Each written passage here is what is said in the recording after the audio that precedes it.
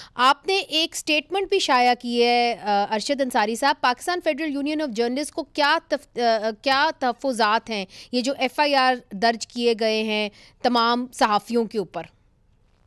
بڑا نمبر ہے شکریہ. 150. جی دیکھیں، پہلی بات تو یہ ہے کہ ہم نے اس کو اسٹرانگلی کنڈیم کیا ہے. یہ ہم سمجھتے ہیں کہ یہ بلنٹ اٹیک ہے پریس فریڈم پہ، فریڈم آف ایکسپریشن پہ.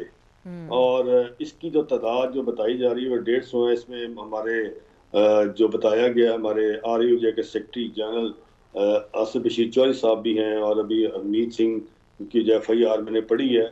یہ ہم دیکھیں پی ایف یو جے کسی طرح بھی فیک نیوز کو تو سپورٹ نہیں کرتی، اور ہم کرنا بھی نہیں چاہیے، لیکن اس کا کوئی طریقہ کار ہے جو ایف آئی اے کو اپنانا چاہیے.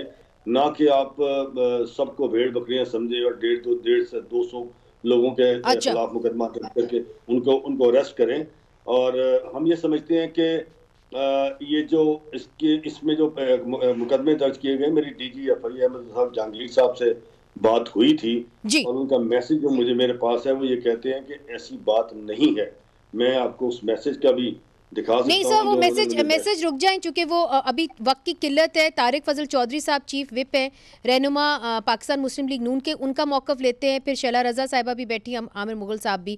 طارق صاحب، یہ جو 150 جرنلسٹ کے اوپر آپ نے ایف آئی آر درج کی ہے تو یہ تو رپورٹنگ کر رہے تھے. اب یہ باقی بین الاقوامی دنیا میں آپ نے ابھی ایس سی او کی، پھر بیلاروس کے صدر آئے. You are very conscious of your image abroad. تو جب آپ اس طرح کے 150 ایف آئی آرز کریں گے صحافیوں کے اوپر تو آپ کو کیا لگتا ہے کیا امیج آپ کا جائے گا پاکستان کا؟ دیکھیے، میں اس تفصیل سے واقف نہیں ہوں کہ 150 ایف آئی آرز درج کی گئی ہیں. ہماری جو جرنلسٹ ہیں ہمارے لیے بڑے قابل احترام ہیں. ہمارا پارلیمنٹ کو بھی یہ کور کرتے ہیں، اور ان کی یہاں پہ پریزیڈنٹ بھی ہیں جو جنرل سیکرٹری ہیں. پوری ان کی باڈی موجود ہے جو پارلیمان کی مکمل کارروائی کو کور کرتی ہے. میں پچھلے عرصے میں جب سے یہ 26 نومبر کا واقعہ ہوا ہے، میری وہاں پہ بھی، پارلیمنٹ کے اندر بھی، پارلیمنٹ کے باہر بھی اپنے بہت سارے جرنلسٹ ہیں، ان سے میں رابطے میں رہا ہوں، لیکن مجھے کسی نے اس طرح کا کسی واقعے کا رپورٹ نہیں کیا. I don't know why. لیکن آج آپ کے پروگرام کی وساطت سے میں آپ کو یہ انشور کرتا ہوں کہ میں اس پہ پتہ کروں گا. اور اگر میں نے تو بلکہ یہاں تک 3-4 پروگراموں میں یہ بات کر چکا ہوں، بڑی تفصیل سے کر چکا ہوں، کہ کچھ یہ رپورٹس آئیں میرے پاس کہ لوگ یہاں سے بے گناہ اسلام آباد سے گرفتار ہو رہے ہیں 26 نومبر کے واقعات کے حوالے سے یا اس ریفرنس سے. اور اس میں اسلام آباد سے اور پنجاب سے بھی لوگوں کی تعداد تھی، اور جو لوگ آئے ہوئے تھے کے پی سے ان میں سے کچھ لوگ جو موقع پہ پکڑے گئے ان کی بھی تھی.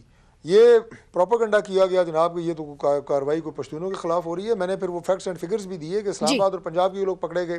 ٹو کٹ اٹ شارٹ، میں پرائم منسٹر صاحب سے رابطہ کیا، میں نے وزیر داخلہ سے رابطہ کیا، اور ایک یونیفائڈ اسٹریٹجی بنائی گئی، اور پرائم منسٹر صاحب نے ڈائریکشن دی کہ جو کوئی ویڈیو کے اندر یا اس طرح کی کوئی فوٹیج جس میں کوئی براہ راست کسی کوئی فساد پھیلاتے ہوئے، انتشار پھیلاتے ہوئے اگر کوئی اس طرح بندہ نہ ہو، سب کو رہا کیا جائے.